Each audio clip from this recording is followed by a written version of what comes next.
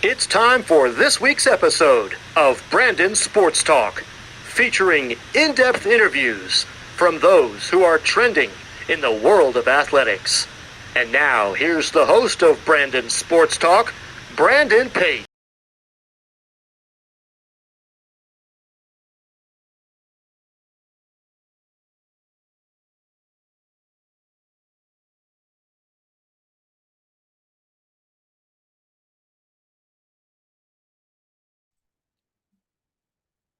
Welcome back to Brandon Sports Talk. In today's episode, I have the privilege and honor of interviewing the Off the Podium's Olympic podcast with Ben Waterworth. How are you doing today? I'm going great, mate. How you doing? Thanks so much for having me. It's a pleasure to chat with you. Love your show, by the way. I love all the stuff you're doing, and yeah, keep up the great work. Thank you. Can you talk about how you knew that you wanted to get started in coming out with the Olympic podcast? I have been, I don't want to say weirdly, but very much obsessed with the Olympics my entire life. And I think I got to an age at one point where I realized that I had no athletic ability, so I was never going to make the Olympics. So what's the saying about those who can't do teach or something along those lines? So I decided that I kind of wanted to get into the broadcasting side of things, media and everything along those lines. So that kind of became a bit of a goal to get into journalism and sports journalism. And then I'd been involved in radio for a while. I got involved in podcasting in the very early days of podcasting. Back in the days when you used to say you do a podcast and people would look at you and go, oh, what's that? Whereas nowadays, if you say you do a podcast, they're hosting their own. So it's a different world now. But essentially, I was doing a podcast on the TV show Survivor with a couple of friends. And just before the Rio Olympics, we were talking and discovered that we all like the Olympics. So we were like, hey, well, Rio's about to start. What do you reckon? Let's do an Olympics podcast. So it started from there. And here we are now 7 years later, still doing it. So a mixture of obsession and me talking a lot, apparently, I guess is the easy way to answer that one for you. What was that experience like, getting to take your Olympic passion and your love for the Olympics and turn it into a podcast and make it into a business? Oh, it's I like how you refer to it as a business. I think from now on we can call that a business moving forward. It was great because I love to talk, as you will probably discover during this interview. And I have a lot of passions. And when I'm passionate about something or love something, I get so into it, and it's something that I need to express somehow. And I don't know about you, Brandon, but like often sometimes some things that you may love, maybe some of your friends aren't really into it. So it's not like I can just hang out with someone at school and be like, hey, did you watch the Olympics last night? They're like, oh, shut up, play Pokemon with me or something. So you'd be like, okay, that's not really going to happen. So you've got to find other avenues to kind of express that. So when I sort of found out that a couple of these guys were into the Olympics, and again, we're hosting a show on Survivor. This isn't really related to the Olympics, so it's not like you really can put a correlation between the two. It was great. And I think to have that avenue and outlet during a 16-day sporting event where you can just come together for an hour and have a bit of fun, go over results, but then have a bit of a joke and laugh at the same time. It's great to have that outlet, and it's really, really fun. And then the added benefit, which I'm sure you've found out doing your podcast too, is that there are people out there crazy enough to want to listen to you. So it's you can add that to it, and it's a lot of fun. It's finding those people who are on a similar page to you and are interested in it, have that outlet. Yeah, it's great. So I think kind of that all connected into what we have. And as you refer to it as a business, that's from now on, I'm calling Off the Podium a business. I really like that. Of course, coming out with the podcast and figuring out that you want to cover the Olympics, how did you come about the name Off the Podium? Yeah, I think we had a few ideas because it was very last minute in terms of when I said we came together with the show. It wasn't like this was, April. This was, I think, like 2 weeks before the Olympics from memory. So it was very last minute. So we'd thrown out a few ideas, and I think it all came down to what I said about me not having athletic ability, all of us kind of joking that, well, we're not Olympians, right? So what can we use as a name that can kind of relate to these three unco guys essentially in their living rooms, in three different parts of the world? So I think we threw a few names out there. I think we had like the Rio wannabes and Olympic wannabes and things like that. But then we kind of thought, well, what do you achieve in the Olympics? What's like your goal? It's to get a medal. It's to be on the podium. Well, we're not going to be on the podium, so we're off the podium. So I think that basically is how we came down to it. There were a few different name versions that are floating around on one of our computers somewhere with a few different logos, but yeah, I think that tied in well to all three of us. And no disrespect to Colin and Jared, by the way. I'm sure they would beat me in 99% of all the Olympic sports out there. But I think collectively, none of us are ever going to be on a podium in the Olympics.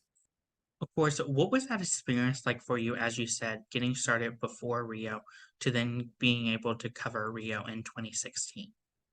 It was frantic. It was very frantic. You know, we were sort of used to covering a weekly TV show that at the time we'd do 2 or 3 episodes a week, which, you know, we're all doing this for the love of it. It's not our regular jobs. This isn't sort of a full-time gig for us at the time. You know, we're all working day jobs. We've all got lives. So we're coming home at night. We're doing that. So for us to organize this and not really have a designated plan, you know, initially we thought, let's do this 3 episodes during the Olympics, like a beginning, a middle, and an end. But then this turned into a let's do this every day. So it became frantic and working on the fly. And I think that it turned into something that, you know, we obviously were enjoying, but there's effort. You would know there's effort in doing a podcast. You've got to put together recording schedule. I'm working with 2 other people who aren't in my city. You know, I've got one guy who's literally in a different time zone on the other side of the world. And then you've got to obviously find a way to promote it and put it out there. So very frantic. But, you know, luckily for us, we'd had experience in podcasting at the time. We'd been podcasting together at that point for 5 years. So we sort of had a bit of a background in getting everything off the ground and working it out there. It was just a matter of putting it together, working out what we're going to talk about and finding an audience. And then from there, it was a case of, well, we've covered Rio.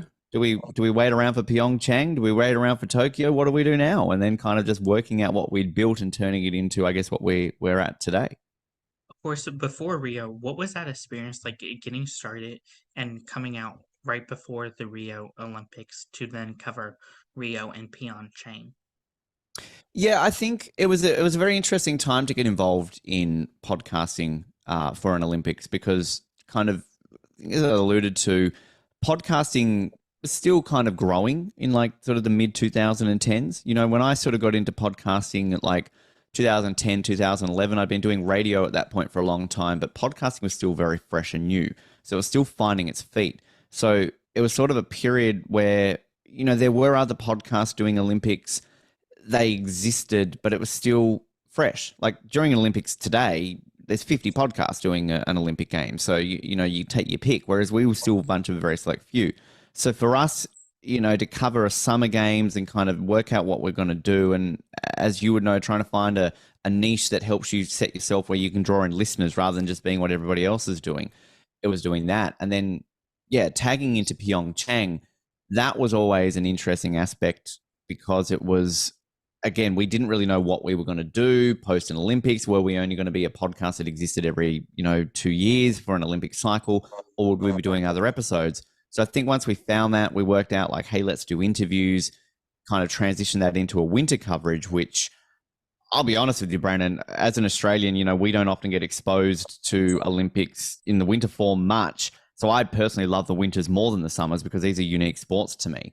So that kind of transition to really get involved in that. So it was an interesting period because I think it was finding our feet and what we want to do. And I would still say that really between Rio and a year and a half out from Tokyo was where we really found out what we wanted to be, because we really did have a period, even post Pyeongchang, where we didn't really have a regular schedule. We didn't know what we wanted to do and everything along those lines. So it was a very interesting period, but I'm glad we kind of went through that to enable us to get to where we are today. Of course, what are some of the things that you do during that post period of the Olympics? So, for example, in Rio, after Rio, what were some of the things that you did to then go to Tokyo?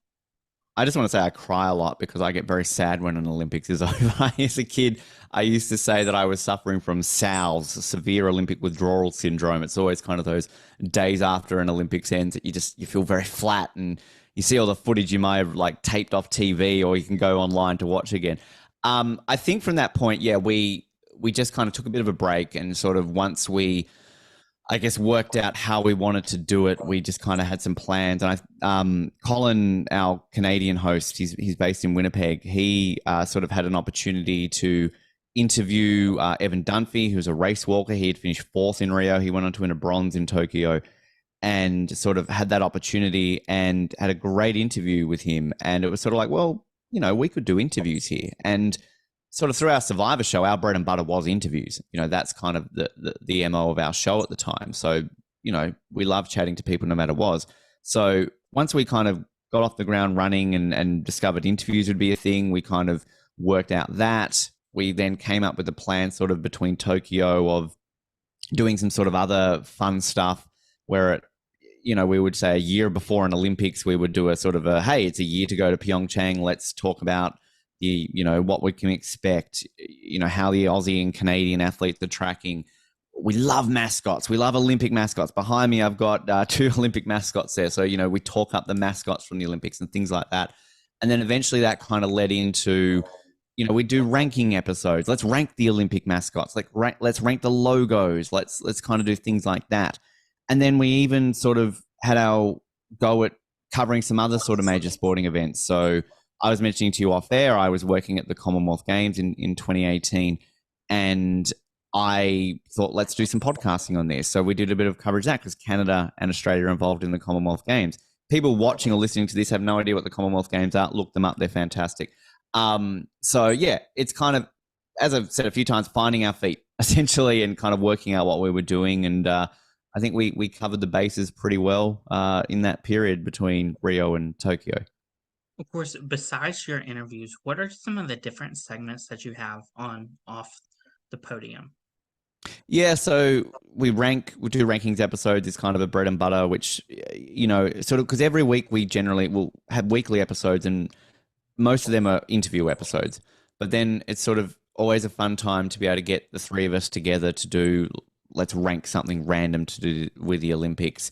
We'll do sort of we did a sports episode. So let's talk about the current sports in the Olympics. What would we add? What would we remove? What's working? What's not working? Things like that.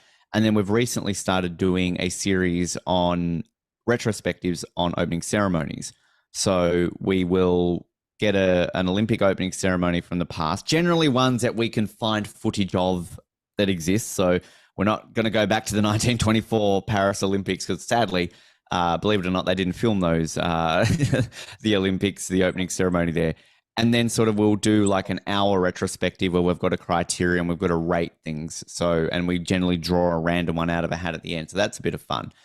And yeah, outside of that, sort of covering right now, we're doing the Women's World Cup. So we're sort of doing some weekly episodes on that. We did the Men's World Cup last year, Commonwealth Games. We're going to be doing a special series on the Pan Am Games this year, given that, again, it's a big deal in Canada. For us in Australia, we don't really care about the Pan Ams. It's a bit of fun. We like to talk about that. Next year, we'll do a Youth Olympics for the first time. So we sort of like to expand that a little bit as well. And I think try and also theme the interviews. So, while we're going to get big names, little names, medium names, talk about the Olympic experiences, we also then like to look at some different angles. So, we've had people on the show who have been involved in Olympic bids, Olympic marketing, people who've run the Olympic torch, just kind of people who are involved in those sort of aspects. We've got a thing coming up at the moment where in September this year, it will be 30 years since Sydney was announced as the host of the Olympics in 1993, which was a massive day in the history of Australia. The celebrations on the streets and everything that happened that day were beyond anything that anybody had ever seen. So we've got a couple of episodes with one of the guys who was heavily involved in the bid, the man who was behind the Olympic opening ceremony in Sydney, things like that where we try and team it. So we like to kind of expand a little bit and try and cover all different angles because there's lots to an Olympics to cover, Brandon. It's not just always about the athletes and, from interviews, which are our bread and butter, to a bit of fun on the side, we like to try and cover it all. Who are some of the people that you've had the privilege of interviewing? Oh, it's a long list. Yeah, plenty. I think we're tracking just over 200 guests now in our history. But I think if you're looking at some of the ones which, having a bit of a conversation with you off air about sort of, having the privilege to speak to some of these people and that, my personal favorite, I think, which I'm not sure if you'd probably be familiar with him or some of the listeners outside of Australia would not be familiar with him. A swimmer called Kieran Perkins, who in the 1990s was as big a swimmer. He was the Michael Phelps of the 1990s. He was a very, very big deal, a huge, huge swimmer, a household name in Australia. And until a certain point in my life was my childhood idol. Absolutely just admired him. And so I had the privilege of interviewing him, which was very good. I really, really enjoyed that. Polo Antonio had him on the show a couple of years ago, which was a great privilege to speak to him and sort of land that. We had Tessa Virtue on, which was just an absolute honor to have as well. And I guess I can give you a bit of a teaser, Brandon. We've got one coming up in a couple of months' time, which we haven't even announced on our show. So if anybody on Off the Podium is watching this, you get the exclusive here on Brandon Sports Talk. We spoke to Johnny Weir, and amazing, like an absolutely incredible chat that has gone down as maybe one of our best ever. And everything that you can think of Johnny Weir and more are just absolutely incredible. So yeah, I don't want to sit here for the next 2 hours and list everybody we've chatted to, but we've definitely had the privilege of speaking to some very great people on the show. And not, I don't even want to just name drop the big names, like some of the smaller names who maybe aren't household names. We had an interview in the last couple of months with an Australian triathlete called Jazz Hedgeland. And, again, not really a household name, even in Australia, but the honesty and emotion that she went to and talked to, she cried in the interview. And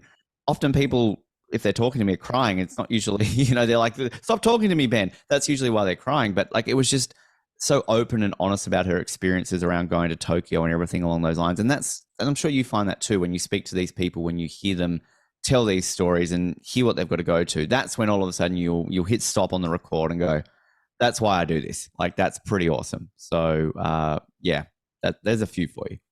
What has it been like, obviously, getting to hear not just Australia people where you're from, but also getting to hear Canadian athletes and US athletes and hearing their stories? It's been an eye-opener because I think the uniqueness of an Olympics is that you're very geographically centered on where you are in the world and focusing on that part of the world for an Olympics. So for you, when you're watching an Olympics, you're getting purely an American perspective. So you're learning about the American athletes, you're seeing how they're doing. All the news is about America, right? So you're not really hearing about how Australia's doing, how Canada's doing, how Hungary's doing, how, like these sort of countries. So to be able to bring them onto the show and learn, not only for yourself personally, myself personally, Colin, Jared, but for the listeners, we've had, obviously our main focus are Australians and Canadians. That's kind of our co-geographical region. But as you said, we've had a few Americans on the show to learn about those perspectives. And I think the interesting thing by doing a podcast in Australia, talking to Americans, we have this viewpoint of America as everyone wins in America. You go to the Olympics, you're going to get a gold medal, right? Because you're so dominant. And it's sort of like, to get that perspective and hearing from these athletes where that's not always the case. We had in the lead up to Beijing last year, I spoke to a large portion of the Nordic combined team, and to hear their stories, again, in the United States of America, this global leader of the Olympics, to hear their struggles and to hear what they've got to go through just to get to an Olympics. It's fascinating. It's so fascinating. I had a Sudanese rower on the show post-Tokyo. She broke barriers to even get there as a female in her sport, to carry the flag. And I did that interview through a translator, and it was fascinating. Had Hungarian rowers on the canoeists on the show, had Swiss rowers, Belgian weightlifters. Like, it's just hearing those stories, Brandon, that you never hear during an Olympics unless something crazy happens. And I love it. That's why I love the Olympics, because there's more than 200 countries in the world. every country's got an athlete that's got a story to tell. It's endless. We've got an untapped market here of athletes we can hear from. And I always love hearing from it outside of the region that we sort of cover. As a reporter and a podcaster, what is that experience like, getting to hear those Olympians share their stories of those tragic moments that may have happened in their career, or those moments that they have overcome to get to where they are as an Olympian? It's a two-side of a coin sort of scenario, because you're doing a job, but you're also a human being, right? So, my job in talking to someone, be it for a podcast, for a newspaper article, for a video interview, is to get them to tell their story so that the readers, listeners, viewers can hear, see, read what they're saying. But at the same time, I'm a human being. I have feelings, believe it or not, some people. And it's hard not to be affected by it. So I always like to go in to any interview, with a bit of a personal, like, I'm just having a conversation with the person. That's how I look into it. And at the end of the day, some people might end up hearing a little bit more about it. And I think that I've never been a type of reporter or a journalist or an interviewer who is purely going in there to get the big line and not really care about their feelings or anything like that. It's never been why I've gotten into it. I like to kind of try and connect with them on some level. Maybe that's just me living through that I'm never going to be an Olympian experience. So maybe I can feel like I'm you for a couple of minutes. It's tricky. So when you do hear these stories, it's hard not to empathize and kind of just really feel for them. Sometimes you want to give them a hug. Sometimes you just, you want to comfort them. But again, at the same time, it's hard not to admire these people. It's these people have sacrificed their lives for a shot at the Olympic Games, this pinnacle of sport. And sometimes they sacrifice their entire life for 10 seconds of a moment. That's it. And it can be done with just like that. And as I said, someone like Jazz Hedgeland before, like, that's what it came down to. She'd sacrificed so much in life, so much, for an Olympics that did not go to plan. And then how do you then leave Tokyo? At that point, got to be forced into quarantine when you come back to Australia because it was the middle of COVID, and still want to put yourself through another 4-year cycle. It's harrowing hearing these stories. And I think we're in a privileged position to be able to speak to these people, to have them share the stories, because, people, I think, have a perspective of Olympians that they're these household names, that they're millionaires, that, they're Michael Phelps, they're Simone Biles, people like that they're living on Comfort Street, where the majority of them aren't. Outside of the Michael Phelpses and Simone Biles, they're struggling to get from point A to point B to try and make these 4-year cycles. And then every sport has a different qualifying system. The IOC have conditions over things that change every 4 years. So we've got a platform for them to be able to tell their story. And if I can be a part of that, even if it's for an hour once in their life, I'm privileged to be the storyteller to help people hear their story. With Off the Podium, of course, you interview Olympians, but do you also interview Paralympians too? Yeah, we've had a couple of Paralympians on over the years. And to be honest with you, it's something that we haven't explored as much as we should have. And I'm honestly a bit ashamed that we haven't, because if anything, going back on what I was just saying about the incredible life journeys and the things they've got to go through, times that by 10 for Paralympians, of course, too, with everything that they have to go through. So we covered a bit of the Tokyo Paralympics and a bit of the Beijing Winter Olympics afterwards. But we've had a couple, but it's definitely something that we are looking to rectify, Brandon, and have a few more Paralympians on in the future. What is that experience like for you as a podcaster, hearing those Olympians and Paralympians that are mothers, that have jobs that aren't just being an Olympian? Yeah, it's fascinating because, kind of, as I was saying about, there's a perspective of an Olympian, right? You hear the word Olympian, you think they're this, they're living in the Hollywood Hills, sipping champagne by their mansions, where, as you say, they come home from the Olympics and they just go back to their jobs. I mean, like, in my day job, I literally work with a former Olympian, and until somebody told me, I didn't realize he was a former Olympian. So I was like, oh, okay.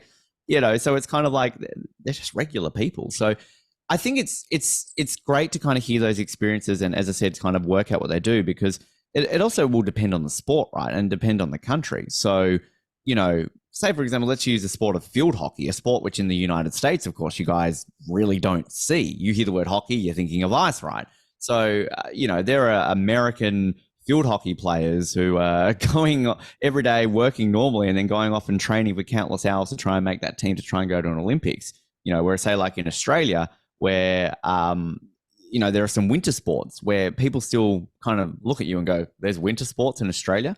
So, we interviewed a lot of bobsledders in the lead up to Beijing and became quite good friends with some of them and sort of follow their journeys personally about how hard it is for an Australian bobsledder to have to try and work, study, raise money just to go off to chase winter in the Northern Hemisphere for a couple of months and the expenses involved with that. So it's fascinating. And I think the thing that kind of, in a way, makes it a lot more interesting is that, we're a pretty relaxed, chilled podcast. It's pretty basic. We've never chased sponsored. We've never sold out to the man, Brandon, and, gone down that route. We're literally doing this in our living rooms. I mean, I was doing it in my bedroom for quite some time. So I'm sitting in my bedroom interviewing, Olympic gold medalists and things like that. So it's kind of almost just that level where you can come down a bit and sort of see that. And I think we always have a bit of fun, particularly when we say get an Olympic medalist on the show. I always am fascinated to find out what they do with their medals. I don't know if it's something you do as well, because it's like you win an Olympic medal. Like if I won one, I'd never take the damn thing off. I'd be wearing it all the time. Like, look, everyone, Olympic medal. So like even just humanizing someone, like we had Penny Alexiak on, Canada's most decorated Olympian of all time.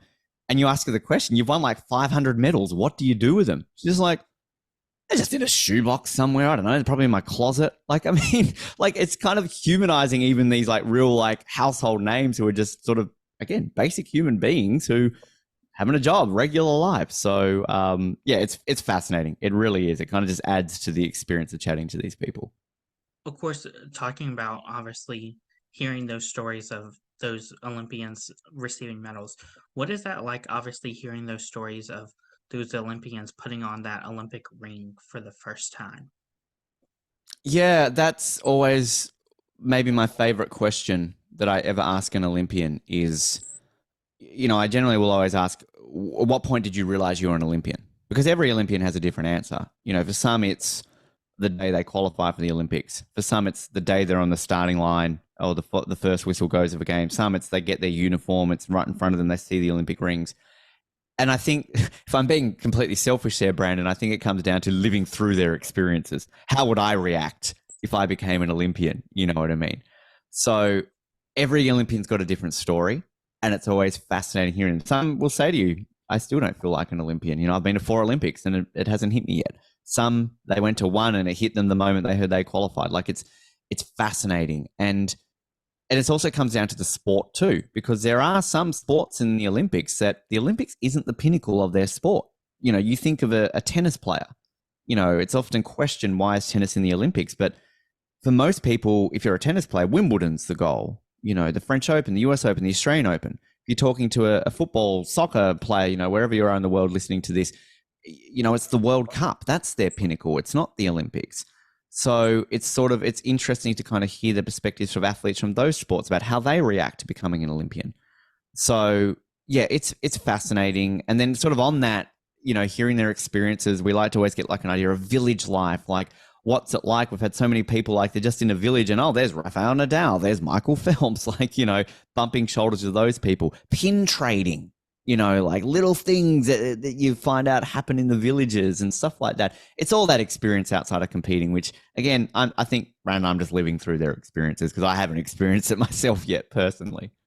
Of course, what is that moment like? Obviously, hearing their stories of that first moment that they become an Olympian and they add OLY to their last name. Yeah, that's a fascinating one because again, you meet these people who I guess take it differently. So you have people who are maybe in a bit of an Olympic geek like me, who kind of, that's something that they're just always going to have out there. And then you'll have some people who it's just their job. You know what I mean? It's just like, well, yeah, this is how I progress the ladder, right? And Olympics is just another event. So I think it comes down to hearing the different stories around that and kind of taking it. It's always great to hear reactions and hear how people think about it. And it's also getting that experience in terms of their results, right? So like going back to a point I said about be all and end all of an Olympics is you think a medal. You know, you go to an Olympics, you want to win the gold, you want to win a medal. Sometimes the best stories we hear are from people who set a personal best in the heats and finish dead last in the final, but they leave that Olympics as happy as they would have been if they won a gold. I personally love it when I'm watching an Olympics and I can see an Olympian finish fifth, but they're so happy. You know, they're so happy to what they have achieved. They've overcome injury, adversity just to get there, and they've got a fifth place in an Olympics. I love those stories. It makes you feel good. It makes you realize this is what the Olympics are about. Yeah, winning a medal is fantastic. Of course it is. But it's you're at the Olympics. I mean, come on. Like, I would be happy to qualify for an Olympics, finish dead last in whatever sport it would be, but I can leave always saying that I'm Ben Waterworth, OLY, and that's me forever. You cannot take that away from me. So, yeah, I think that they're great stories to hear, and it makes you feel warm inside a little bit. How do you go about finding the Olympians that you have had the privilege of interviewing? Bit of a stalker, Brandon. That's what you got to be, right? You've got to, you just got to camp out. No, I think it's a mixed bag. Social media is a bit of a godsend nowadays. Of course, you know, most people are on social media. They're on Instagram, Facebook, Twitter, Threads, TikTok. You know, sort of all of these ones. So a lot of the time, that's always your first point of call. You find them on social media, flick them a message, and kind of go from there.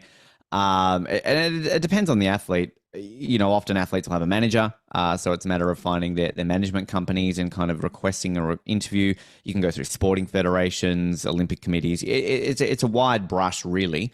But generally, it sort of comes down to, we maybe have a list. You sort of you put down on paper some people you want to see, get on the show. Watching an Olympics, I've always got a separate piece of paper watching people's stories that I want to hear a little bit more of. And it's just reaching out. You politely put in a request and wait for hopefully a positive response, I guess. What has your experience been like, obviously covering the Australia Olympian athletes? What has that been like, obviously hearing those Australian athletes versus hearing, let's say, the US or Canada? Yeah, it's interesting on many levels because, you know, going back to what I was saying about someone like Kieran Perkins, like, when I grow up in a country and these people have household names a lot of the time, front and center, and you feel like you know them. So I actually think sometimes it can be a bit more challenging interviewing Australian athletes because it's always about finding an angle where you don't want them to tell the same story that they've told 100 times before. You're trying to, you know, get a bit of a unique take out of them. So it's kind of coming to every Australian interview with a bit of an angle. But then on the flip side of that, you do have these athletes who nobody's heard of. You know, winter athletes, for example, in Australia are only really in the media every 4 years. So it's kind of hearing those stories. And I think also too, it's also coming from that angle where, if I'm being honest with you, Brandon, the majority of our listenership base is not Australian. So for the most part, people who are listening to these interviews don't know who they are. They don't know who Kieran Perkins is. They don't know their stories that I may know. So it's trying to also come from a level where their stories can be told so that you, Brandon, if you're listening to an interview with Kieran Perkins, you're going, oh, okay, I didn't know that this was about him. I didn't realize this. I didn't know that. So you're learning something too. So there's all different ways that you've got to come into an interview to try and do that. But also I think it's also that level of, can a bit of fun. We always like to have a bit of fun with our guests, but it's sort of, you know, digging out something unique and interesting, being a bit Australian with them, getting that personality out of them that makes us a bit of a unique country to tell that story as well. But yeah, so many different angles to come from it. But obviously being Australian helps a little bit, maybe getting a few of these athletes on the show and kind of covering that, because there isn't another Australian Olympic podcast. So we're kind of in that unique landscape there where we can kind of throw that out there when we get them on the show. What has that experience been like, obviously getting to interview those household names? So like, for example, in the US, interviewing Jessica Long, Michael Phelps, and stuff like that. Well, I mean, if I can get Jessica and Michael on, I would be very much a happy man. It's a level of professionalism, but also a bit of fanboyism. Like, I mean, you know, I admire these athletes. You know, I want to get them on the show and talk to them for the show and to get some listeners and all the selfish things that you deep down do for podcasting, but also just to get their stories told. But you're a fanboy. I'm a fan of these people. You know, I look up to these people. I admire their achievements, and even if they make it, I don't care. As I said, going back to my point about if you finish last or you win a gold medal, you've made an Olympics. You've done something that, to me, is one of the best things a human being can achieve in life, I admire them. So it's that level of, I've been doing this a long time now where I very rarely fanboy out, but there are definitely times when I get someone on the show and you sort of like got to take a bit of a breath. You're like, I'm looking at this person in the face right now and like, okay, I'm talking to them. So it's a privileged experience too, because it's, most people out there have idols and they don't often get to meet their idols or their heroes. Whereas, in podcasting, podcast hosts and journalists and that, where we are in a privileged position where we have that opportunity to talk to people like this. So it's making the most of it too. It's making the most of it, not making an absolute fool of yourself, not sitting there going, "Oh my God, I love you. You're so great," and then actually getting them to tell a story. But it's a unique and great experience that I'm very fortunate to be able to do. As the owner of Off the Podium, what is that feeling like, knowing that you can hear those athletes' stories of that "Mama, I made it to the Olympics" moment? Amazing, just so amazing, and it's having that platform to be able to tell it. It's incredible, as I've said. Yeah, privileged to do it, and I think that everybody deserves to have their story told. And every Olympian has a story to tell, and I think that's important. And I think that even if you were to land a Michael Phelps and a Usain Bolt on the show, you think you know everything about them, but there's stuff they've never talked about. There's stuff you can find out about it. You can do a certain style of interview to do it, and to have a platform where we can do that, it's so amazing. But even outside of the interviews, Brandon, I think that, going back to what I was saying about having that ability to talk about your passion, to have Colin and Jared on the show, to be able to talk about their passions and kind of come together and just have three guys who are talking about the Olympics. It's fun. It's such a great outlet to be a bit silly, to be a bit funny. Well, at least we think we're funny. We're probably not. People can let us know the judge of that. But it's an honor. It's great fun. And, I host several other podcasts, and people often ask me what's my favorite to do. And it's kind of like choosing a child, deep down, you've got a favorite, but you never want to say it out loud. But I mean, I think Off the Podium is up there in my top two favorites that I host, because it's just, I never get tired of it. I never wake up knowing I've got an Off the Podium interview to record that day or an interview to do. Go, oh, I've got to do this. It's so much fun, and I love every second of it. For you as a podcaster, what is that "Mama, I made it" moment for you? Great question. Kieran Perkins, getting him on the show is a bit of that. Even actually back when we first started doing interviews, there was an athlete we got on the show. She's a politician now, so I think people know her more of a politician now. Zali Steggall. She's an Australian alpine skier. She won a bronze medal in Nagano in 1998 in the women's slalom. She was Australia's first ever female Winter Olympic medalist. And I'd always been a bit of a fanboy of hers. And she'd sort of, at that period of time, gone into a bit of obscurity, and tracked her down. And she gladly did the interview. And I got her at a very good time, because, again, about 2 years later, she went into politics, and now she's a federal politician in Australia, and a bit of a name that people don't even realize she was an Olympian. That was a bit of a, okay, this is I've made it a little bit in this.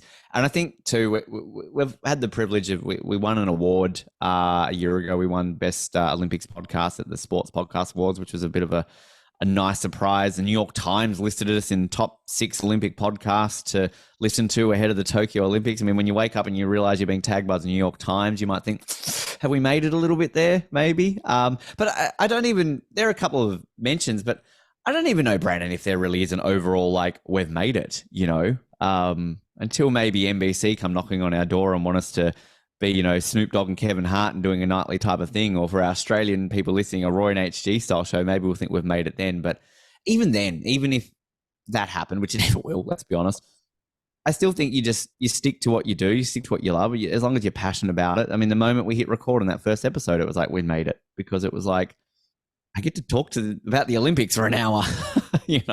How's that not making it? So, yeah, long-winded response to a simple question there, Brandon, but I hope you got what you needed out of that. What is that iconic interview that is the staple of Off the Podium? I got to say, this Johnny Weir one that we're dropping in a couple of months will be up there. It's a pretty good interview. It's a very good interview. But prior to that, Yeah, we've had some great ones. Tessa Virtue was a good get. She was pretty good, and the listener numbers to that showed on that one. I think Apollo Ono was a great deal. We had Jamie Saleh. People remember her name. 2002 Salt Lake Olympics, the whole figure skating controversy around the Canadians and the Russians and the judging controversy there. Jamie Saleh was one half of Saleh Peltier that ended up sharing the gold with the Russians. So when we had her on, that was another sort of bit of a mum I made it moment, because I was always a fanboy of her. But that was a pretty big deal, because they had a Hulu or a Peacock documentary made on them in the lead up to the Beijing Olympics. So there's been a few, I think, out there that were that. But honestly, Johnny Weir, look out for it in October. It's a great interview, and I think a lot of people will get a lot out of it for sure. What are some of your dream interviews to have on Off the Podium? Love that question. So there's two. Dale Begg-Smith, who is an Australian/Canadian mogul skier. He won a gold medal in Turin.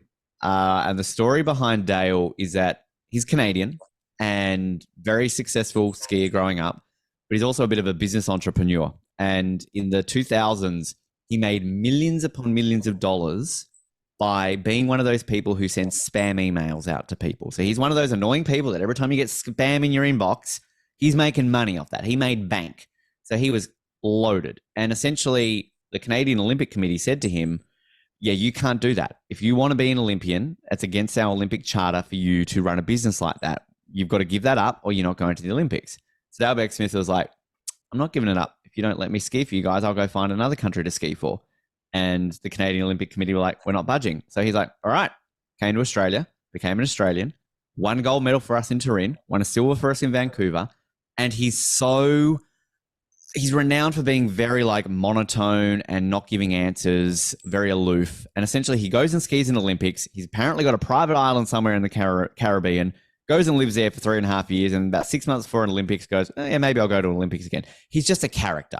And no matter what you hear about him, he apparently has had the biggest impact on our mogul ski team. He's the nicest guy, but he just hates doing interviews and everything along those lines. So long-winded way of saying that, Brandon, he's so elusive that no one knows where he is.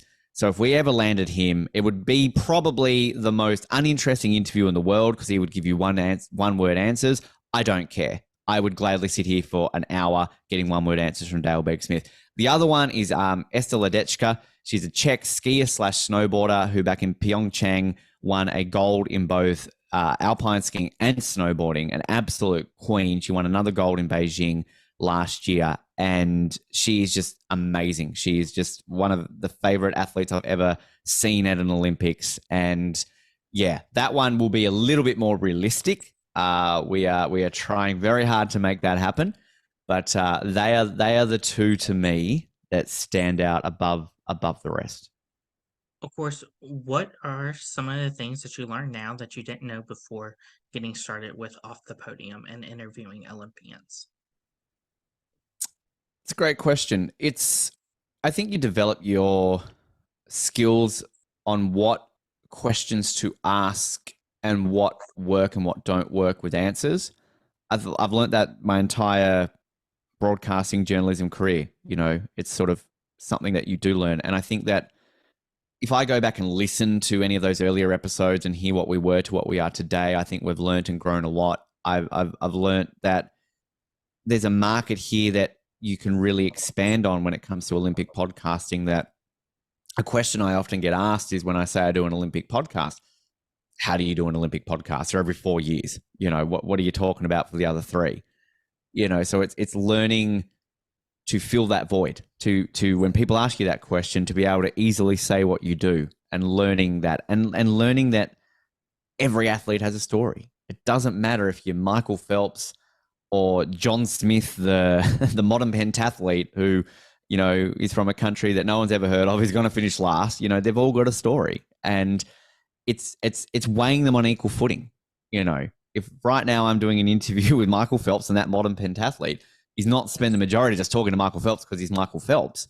it's giving equal airtime to them because their stories are equally as important. Just because one's got 417 gold medals and one person, barely got a ticket to the Olympics, it doesn't mean that their stories aren't equally as impressive. So I think I've learned a lot around that. And I think I've also learned just outside of just the fun that can be had with the Olympics, and just all the aspects and angles that can be covered with it. To me, the Olympics are maybe not what they were 20 years ago, 30 years ago when I was a kid. They've developed, they've changed, and they will continue to do that. And it's all about working around that and working into what this initial idea of Olympianism was when it was first started. It's always there in the foundation, but as time and life and society, moves forward, it's got to adapt to it. So, yeah, I think I've learned a lot. I've learned a lot how to try and be funny, not really. Try and produce something that I feel some people might want to listen to. And again, we're never going to be a Joe Rogan. We're never going to have millions of listeners and be that type of show. We don't aim to be. We aim to be a show that whoever wants to listen to us and whoever wants to come along the journey with us can somewhat enjoy it. And I realize the most enjoyment is out of our guests, not us three crazy co-hosts. Well, two of them, Jared and Colin, are good. I'm okay, I guess. But yeah. What are some of your future plans with Off the Podium? We got plenty in the pipeline. I think I think we've hit a sweet spot right now in terms of weekly episodes, interviews, and then that's obviously going to ramp up a lot between Paris. I know in the lead up to both Tokyo and Beijing, we had so many interviews that we're having to drop multiple a week. And I think that's kind of going to be the plan between now and the Paris Olympics, because we're obviously now just literally this time next year, the Olympics will be on. So sort of in the lead up to that, we'll be continuing the interviews. We're right now doing the Women's World Cup. So we'll have sort of some weekly episodes with that right until the end of the tournament. Pan Am Games later this year, we'll be doing a bit of coverage of. We've got a Youth Olympics we'll be covering. But I think leading into Paris next year, I'm going to be on the ground in Paris next year. I'm going to my first Olympics. I'm very, very excited for it. And it's working around our coverage around that and just kind of trying to do that. We're doing a little bit more on social media. We're getting a TikTok, Brandon. We're so excited. We're getting down with the kids. It's fantastic. Threads, those sort of things like that. Putting a few more video content out. They're going to some more events and trying to be a bit more on the ground there as well. And one thing that I'm so thrilled that we've got coming up, at some point we're going to release it. We've got it all organized. We're just trying to work out when we're going to release it.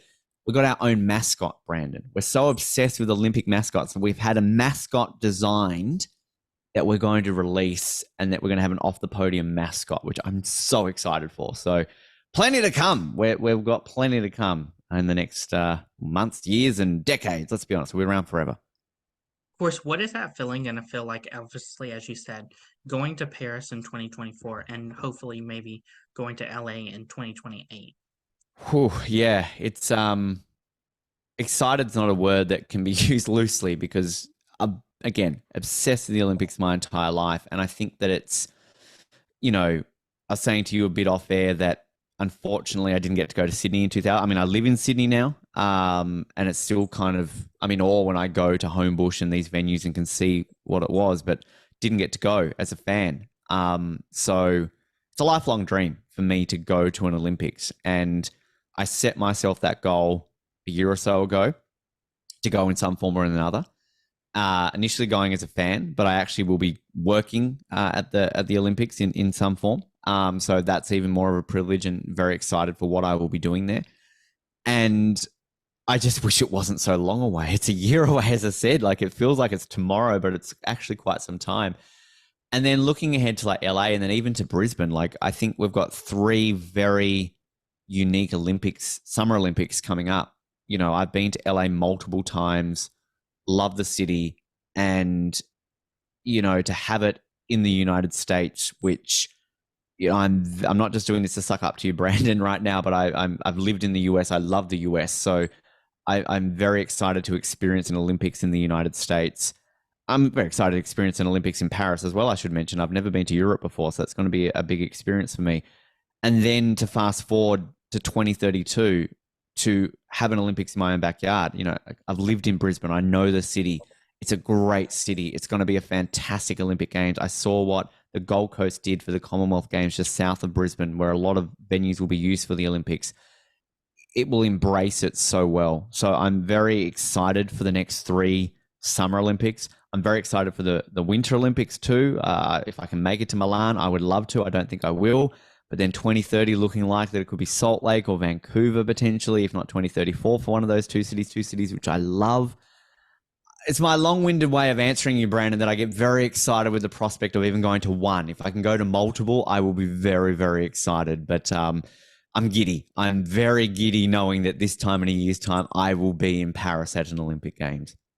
What advice would you give those people that are looking to start their own podcast dealing with Olympics and interviewing Olympians? Do it. Absolutely do it. If you are passionate about the Olympics, you want to talk about it, do it. I mean, we live in such a great period of time right now with podcasting that it's so easily accessible. It's very simple to get into, and you can just do the basics. You don't have to spend a lot of money. You can get very basic equipment and software, an internet connection, and you're there. If you are passionate about the Olympics, and not even just the Olympics, if you're listening to this and you're somebody's got a passion that you want to talk about in a podcast, it is the perfect outlet to talk about it. It really, really is. Again, I talk a lot. I have too many interests, hence why I do too many podcasts, but I wouldn't change it. I wouldn't change it. If tomorrow I could wake up and I could be Joe Rogan and have millions of dollars in revenue to live a life of podcasting, I would do it for the rest of my life and I'd be a happy man. So if you're keen and you're interested in it, do it. Find some people to host it with, get some equipment, come up with a name, record some demos. Like, you don't have to straight away get on the mic and all of a sudden, be putting it out the first time. And don't think that, I keep mentioning Joe Rogan. I don't know if I've reached my Joe Rogan limit today, Brandon, please stop me. But don't feel you have to be on a level where you're at the top.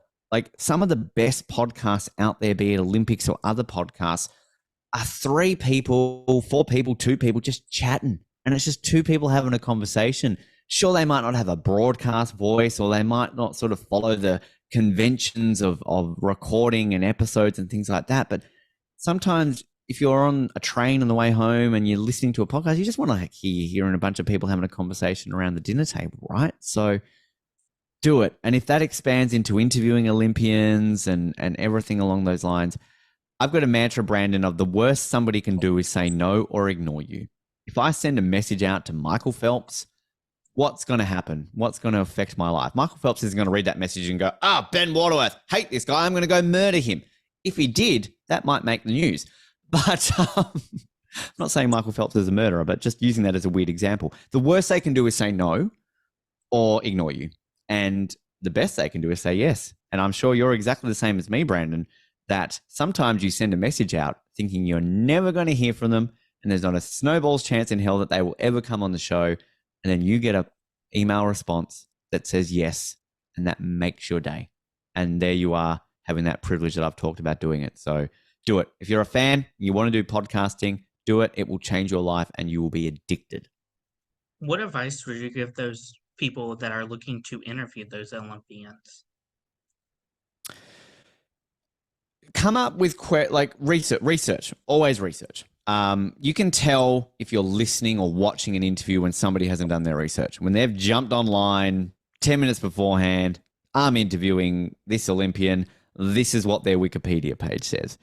It's pretty obvious, and you can also tell when the Olympian knows what you've done. Try, I guess, if you can, when you're doing your interview and you're researching, I always like to find interviews with them beforehand to get a bit of an idea about, well, what have they said in the past? What do people ask them? Because if you watch 3 or 4 interviews in a row with a certain athlete, 80-90% of the interviews are exactly the same. They've been asked the same questions, and there's obviously some points that you've always got to get out there. But try and come at it at an angle, if you can, of something a little bit different. Come up with something unique that makes your interview stand out above the rest. You don't want to be in that group of 5 interviews that the next podcaster is going to be interviewing this athlete, and the podcaster doing the research is just going to go, well, they just asked the same questions as the previous 4. So try and come up with that and have a bit of a rapport with them, have a bit of a chat. It's not easy. It's not an easy thing, but personalities are always going to be different, be it yourself or the Olympians. Don't go into an interview. I'm interviewing you at 8:00. Hi, how you doing, John? Press record interview. Chat to them for a little bit. Ask them a few questions off the record. Just get a bit of a vibe for them. You might find a nugget. Clarify. Always clarify. Name pronunciations, background facts. If you're not sure, ask. there's no such thing as a dumb question.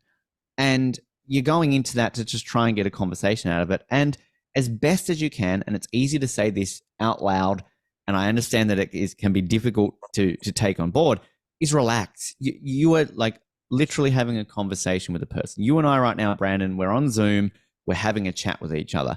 It just so happens that some people will listen to this afterwards. But if this was just you and I, chewing the fat, having a conversation that no one's chatting about, why is that any different to if you just happen to press record?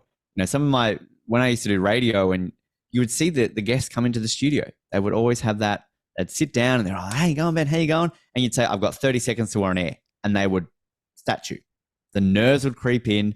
Something about it changes. Like it just happens. So that's where it comes from, building a rapport and getting that. And just don't be afraid to ask questions beforehand. Research, questions, prep. You can never be over prepared. You're always go in with more questions than you're going to ask, because that's the best way to prepare. That's great advice. Where can my listeners find your podcast at on social media and podcast platforms? If you search for Off the Podium, basically on any podcast platform, Apple, Spotify, Stitcher, Google Podcasts, all of those, simply there. So just Off the Podium or Off the Podium and Olympics podcast. Social media, same deal. Heavily involved on Instagram, Twitter, and Facebook. We are in the process of getting a TikTok and a Threads. YouTube as well. We're also quite heavily advanced on that as well. A lot of our interviews now are both video and audio. And we drop episodes every Friday, Australian time, which generally would be Thursday afternoon, Thursday evening, US time. And that does sort of expand a little bit during certain coverages as well. So, for example, Paris, it will be daily episodes. But if you smash the subscribe, and we're always open. If people want to reach out to me or to Jared or Colin, we're always open to guest ideas. We always sort of open the floor out there. If anybody has got any suggestions of athletes that they maybe want to hear from, we're always open to it. And if you're an athlete listening or watching, want to be spoken to, we never say no. We're not going to look at you and go, fifth in Beijing. No, we don't want you. We will interview you. Don't worry. Thank you again, Ben Waterworth, for your interview, and best of luck in your future with Off the Podium, the Olympic podcast. Brandon, mate, seriously, thank you so much. It's such a privilege to chat to you. As I said at the beginning, I love what you do. Your interviews are fantastic. And if I can do anything on Off the Podium to help plug your show, I will, because I love everything you do. And it's so great to chat to someone like yourself who's so passionate about what you do as well, and produce such great content. So it's an honor to chat with you today. Thank you. Thank you. You can find Brandon Sports Talk on Instagram at Brandon Sports Talk, Twitter at Talk_Brandon, and you can find me on YouTube at Brandon Sports Talk. Don't forget to like, comment, and subscribe. Thank you again, Ben Waterworth, for your interview, and best of luck in your future. Thank you. You've been watching Brandon Sports Talk. Please feel free to like, share, and subscribe to Brandon Sports Talk on social media and on YouTube.